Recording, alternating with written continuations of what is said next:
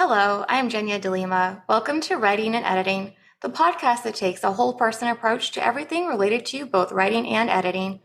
Author and podcaster Richie Billing is going to walk us through some questions about the fantasy genre, such as how it's defined, what are some of the subgenres, and what considerations to take into account when it comes to world building and creating characters. This is What is Fantasy? Well, thank you for being here. So nice to talk to you as always. Oh, thank you very much for having me. Mhm. If you Nice want to to chat tell with listeners you. a little bit about you and how you got into fantasy. Yeah, I suppose I've always been into fantasy. I was one of the kids who grew up with Harry Potter books when they were all coming out. And then when I was about 10 or 11, Lord of the Rings came out in the cinemas. So they were pretty significant cultural things. I think that kind of shaped what I was interested in later in life. But I never really wanted to be a writer. It's not something that I ever like had a passion for when I was growing up.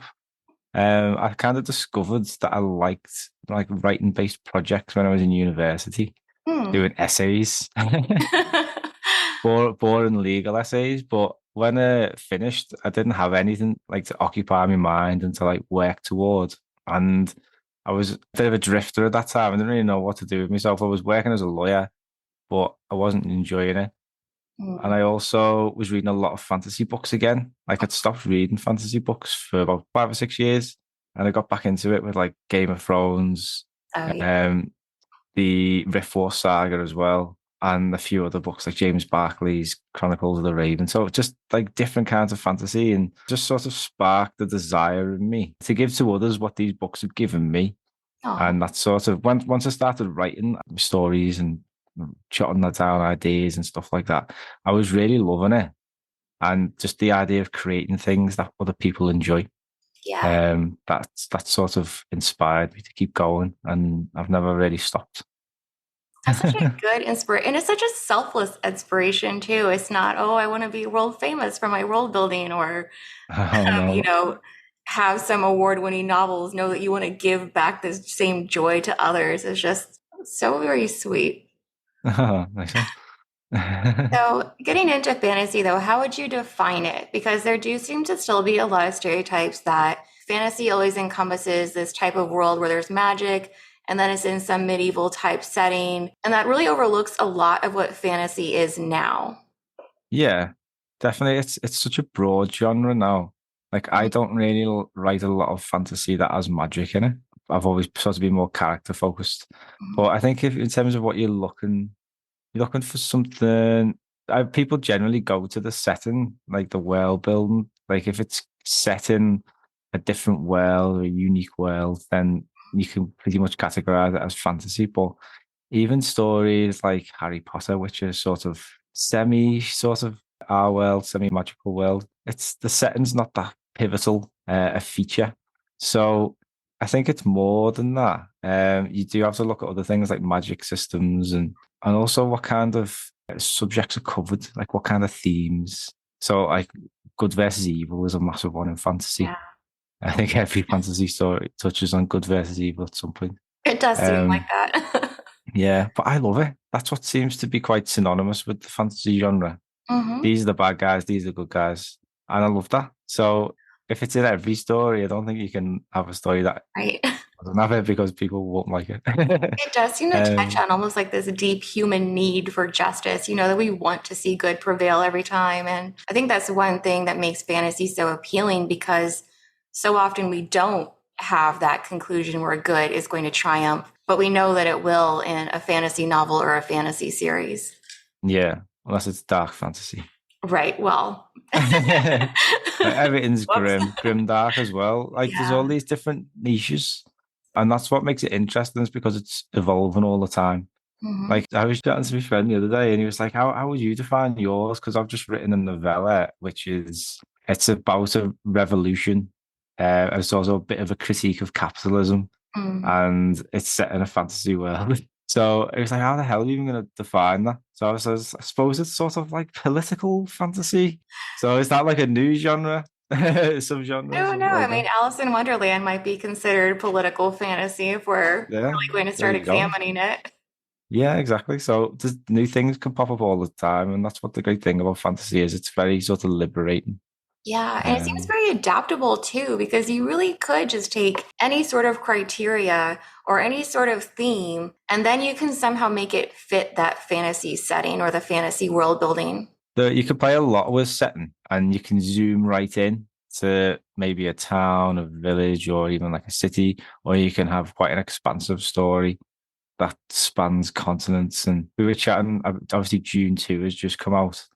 So we were chatting in the office about the other books in the series and how the director's refusing to do more than the next book because apparently it just gets really weird and it starts spanning like thousands of years and characters are getting brought back to life. So yeah, does that you can do anything you want. Yeah, there really are That's no limits. yeah.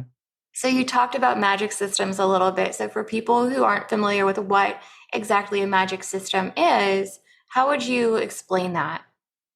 So there's different types of magic systems, but I think by and large it's a sort of part of the story that is probably more aligned to the fantasy side. So you might have characters who have the ability to cast spells, heal characters, enchant weapons, talk with animals. There's like all different types of magic. I suppose it always falls on a spectrum. Sometimes it's in the background of the story, sometimes it's heavily woven into it. And generally, it all comes down to the characters that you've got. If one of your characters is a wizard, for example, you're going to need to talk about the magic system at some point, I imagine. But there are different types. So you have like a hard magic system, which means that the rules surrounding the magic are quite stringently defined. Hmm. So generally, there's a cost to using magic. You'll understand the limitations and when and how someone can use magic. So that's quite cool. And then you have a soft magic system, which is the opposite. It's just kind of like, oh, it's fantasy. You can do what you like. It doesn't Yeah, need to be explained. I think that someone gave me a good explanation once. So if you were looking at Star Wars, which is arguably a science fantasy, right. episodes 4, 5, and 6, the Force isn't defined. It's just kind of there. And people say that's soft magic. And then Hmm. in episodes 1, 2, and 3, they start going on about like midi-chlorians and whatever they're called. And trying to Oh, define what the force is, and that would be more of a hard magic system. So they're quite two contrasting approaches you could take. that's a good example, just because I think so many people, even if they feel maybe perhaps they aren't really that much into sci-fi or fantasy, they're probably at least familiar with Star Wars and Yeah, understand how the Force works throughout it. But yeah, I love that you said that it's character based a lot of time because that's so true in my opinion. Especially because if someone just suddenly develops magic and they don't understand why, that character, for instance, isn't really going to understand all the background behind it or why it works the way it does, or even maybe why they have magic and if anyone else has magic. It's more of yeah, that trial and error, let's see what I can do sort of thing, and then establishing the rules through that character's growing understanding of it versus something like Star Wars, where it is an integral part of the entire world and people are aware of it and maybe have a better idea of how it works and why. nice. So, when you're writing a fantasy story or when you are guiding someone else who's looking for advice and they ask where they should start and they bring up, should I begin with my magic system, the world building, the setting, or should I start with my character? What do you usually recommend? It's a hard question to answer because everyone is different. But I think with fantasy, if you quite set on it being in a different world, you're going to need to define it first, at least on a basic level. So I'd always start with like the physical parts of your world. So where are the mountains, where are the oceans, the rivers, like they're the kinds of things you need to know because they're like rivers and coasts, for example. That's where people live. So you've got to have an idea of the kind of places that characters are gonna be growing up in, the kind of climates. Mhm. And once you've got an idea of that, you start to get an idea of what it's going to be like for them on a day-to-day basis. For example, if it was a very cold climate, like your life's going to be very different compared to if you live in a desert. So you need to understand them impacts. And then you can start to think about characters, I think, unless you want to go down the plot route. It's up to you, whatever you have in mind. Historically, I was always a plotter. Mhm. So I would think of these grand scenes and then try and work a story around that. Over time, I've moved towards more character focused stories. I always start with a character and then think about like dramatic that they might want, something on a basic level, and then you've got to think of ways to stop them from getting what they want. Exactly. Yeah, that key Yeah, goal mode of conflict. Yep. yeah. I mean that when you're trying to write a story, I think that's if you just try and keep it as basic as possible, that's all it is. It's Mhm. character A wants to get to point B, and the story is everything and trying to stop them from getting it. But yeah, so fantasy, like it's much the same as any other genre part once you've got your setting. And one of the best things is that you can bring in other genres. So romantasy, as we both know, very popular Yes. at the minute, and that's just a mix of fantasy and romance, drawing from those sort of popular romance tropes. So that sounds quite interesting, and just bringing them into a fantasy setting. It's really refreshing to read. Another great thing to do, like Adrian Tchaikovsky. I interviewed him on my podcast, and he came up with the idea for Children of Time, which he won an award for, I think, a few awards. And he just asked the question, "What if?" Oh, and just let like to try and find that unique angle in your worlds. Just letting his imagination run wild. Just say, "What if this? What if that?" If you've got a desert world, what if it's dominated by massive scorpions that people ride, like in June right. 2 with the worms, them kind of things. You're like, Yeah. you start to get interesting things just by asking questions. Yeah, That's a so I think great that's a prompt because it's so yeah, open-ended and you can just use it over and over again and it'll never get old or tired. But that's yeah. a great point too about how the setting influences your characters and how tied together those two are. And that goes into a question then about world building because when you're writing fantasy or you're reading it, you have to be so careful not to add those bits and pieces from our world into it, even some of the references or the idioms that we might use that are based very much on, maybe our religious background or something that wouldn't apply there. So, what advice do you have for doing that? Or how much world building do you need to do before you really get into the thick of writing? I always think build what you need.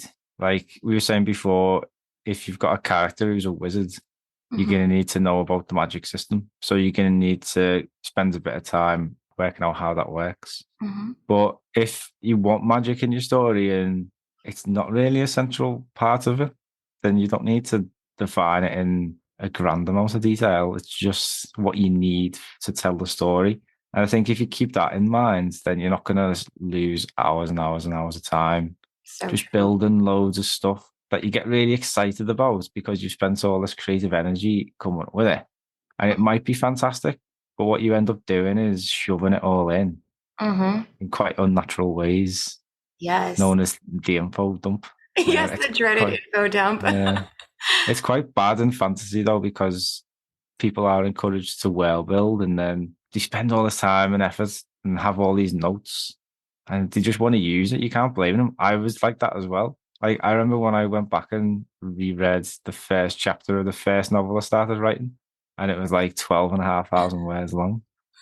With chapter one, you know what I mean? It's just full of well built info dumpy Chapter stuff. one's a whole novella all on its own. Yeah. So it's just what happens. So I just think just limit yourself to what you need. Think about what your characters are experiencing. So if the characters are going to a town, think about a few things about the town. You don't need to go into loads of detail about it. Just have an Right. idea of what it looks like, what kind of materials the buildings are made of. Are the dirt roads or is it paved or cobbled? Just like simple things like that. And then just so that you can create an image in a person's mind. And it's not always about an image. It's sometimes it's about a feeling. So true. So using your senses and thinking about if you're stepping into this village or this new town, what can you smell? Can you hear dogs barking? And just give it a bit of life. And usually, if you focus on just a few of those details, that's all you need. Hmm. You don't need to go define the last 100 years history of this True. town, all the people who lived there and who's Right. in charge, and yeah. So that's what I would recommend. Just be efficient and economical with your world building, and then Yeah. you'll get more time for writing. Well said. Yeah, there we go. There's a real reason. No. Well, I think it helps too to look through the eyes of the character and think about like even the first time you went somewhere new or the first time you went to a new town or walked into even a new store or something. you didn't notice everything all at once. And I think that's something that we tend to forget when we're guiding our character into a new area, that we don't have this limited viewpoint that is changing as we continue to walk through it, or everything that we take in, and that we aren't taking Yeah. it in all at once. Yeah. It's really interesting how we absorb information. And Hmm. I've been thinking a lot about this lately when it comes to describing characters. So if we see someone walking towards us, what is the first thing that we look at? Mm, Maybe like the body shape, like how tall they are.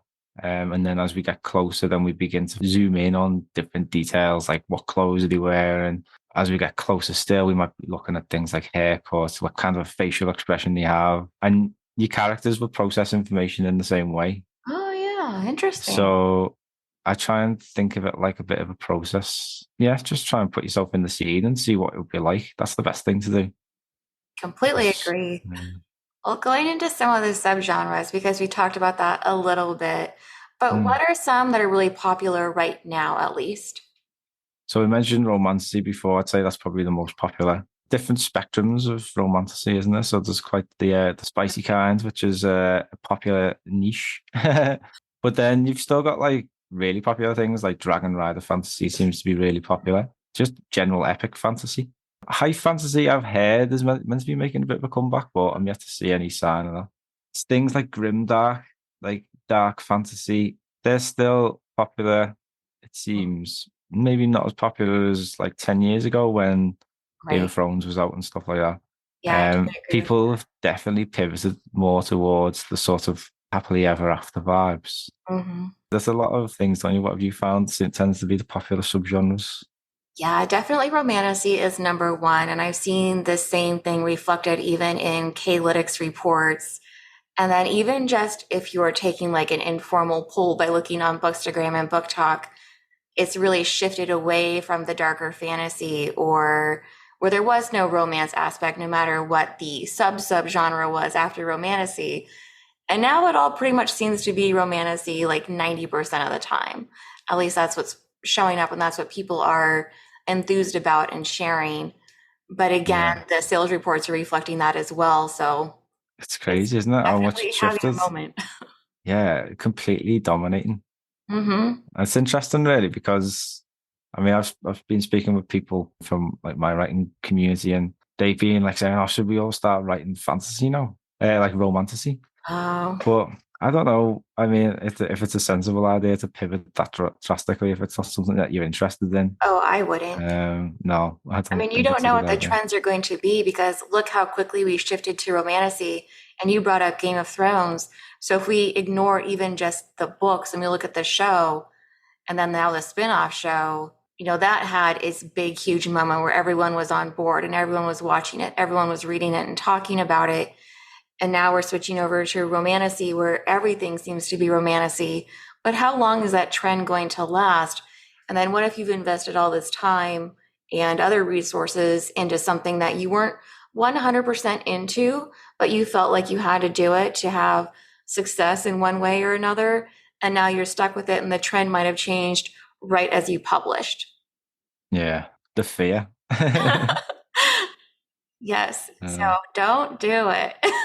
yeah, just be patient. Yes, write what you love no matter what the trends are saying, because that's why it's a trend. It changes. Exactly. Well, going back again to not romantasy, what are some of the popular tropes that you've seen in fantasy that seem to have lasted for years? The most popular one I see, which I don't really like, is the mentor figure. Mm, So there's always a character in a fantasy story that holds this vital information or vital clues or offers training in some kind of skill that helps the main character along in the story. And it's all right, you know what I mean? So classic stories like Gandalf would be a mentor, yeah. Dumbledore and Harry Potter.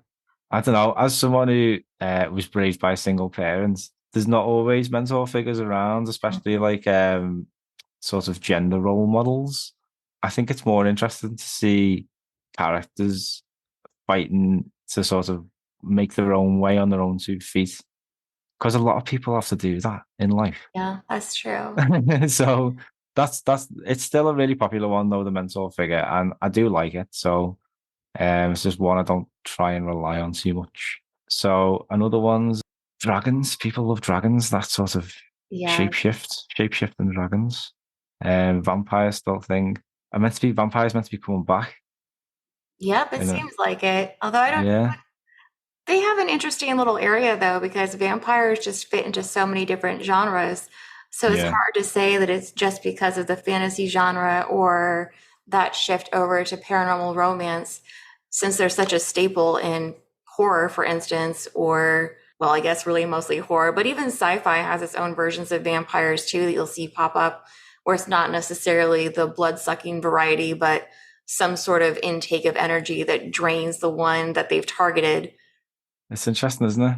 Other ones like the Chosen One, I think they're Yeah. still around. People love a fated hero, but I think I'm starting to see stories popping up now where it's like the unchosen ones, them kind of like role reversals. I think that if you're looking for more humorous fantasy, I think going for them kind of angles Yeah. definitely work. But what about you? Have you noticed any tropes popping up when you're editing these books? I have seen people not as enthused as they used to be about the chosen one trope, Oh, that they don't want it to always be someone who's extra special and fated to save the world or this universe or this kingdom or whatever, that they want it to just be someone who they can more relate to and is more like themselves, as in they just happen to be in this position and they found the strength or the courage or whatever it was they needed in order to overcome all their obstacles and save the day. And I can yeah, see that too, because, we like the idea of an everyday hero. And it's easier to put ourselves in those shoes and think, I too could be capable of doing something like this, versus where it's almost your birthright that you were going to save this kingdom or whatever, whether you wanted to or not. That's too bad because that's what you were chosen to do. yeah, I know. It kind of takes the conflict out of the story as well because Yeah, you know what's going to happen. exactly. It's a little bit like having a Mary Sue character in the main character role because, yeah, they're going to succeed because, duh, they are the chosen one. I mean, it's not called the failure one or I'm not going to get it done one. Yeah, yeah. Maybe tomorrow one. That could be the new Yeah. trope. But yeah, the tropes are interesting. It's good to understand what they are and become familiar with examples of these stories because that's another way you can find unique angles to sort of go against them or spin them in your own way. Yeah, exactly. Because it's only when it's just sort of like people talk about the writing rules. You have to know the writing rules in order to break them well. Yep. The same thing with identifying the tropes and having that deep understanding of them. Yeah, exactly. So, for anyone who is looking for extra information on learning more about fantasy, do you have any resources that you'd like to share? Yeah, you can head to the website, which is richiebilling.com. I've got loads of guides on there, fantasy maps. If you like medieval fantasy, there's like stuff about like weapons and armor people used in medieval times and like what life was like in castles. So I went into quite a bit of detail over the last few years. But you can also sign up for my newsletter and get a free book. Got loads of stuff on there about writing. And you can find all kinds as well. I've got the podcast, which is the Fantasy Writers Toolshed. And I've got another book, a Fantasy Writers Handbook. And there's a few fiction books in there as well. Epic fantasy novel, Prize Lament. But yeah, there's plenty out there to learn from. All right. Well, thank you again. Oh, thank you very much for having me. It was lovely chatting with you as always. Same. And that's all for today. Thank you for listening, and please check out the show notes for more information. And then please join me next week as we continue our fantasy discussion when author Karina Steinbach will be visiting. And then we're going to be taking a look at defining and writing urban fantasy. Thanks again.